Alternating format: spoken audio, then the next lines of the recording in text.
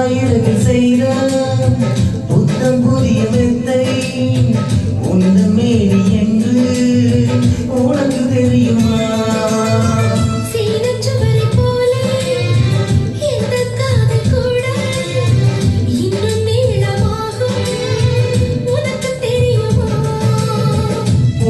என்ன வாசம் என்று உந்த மீது தெரியும்.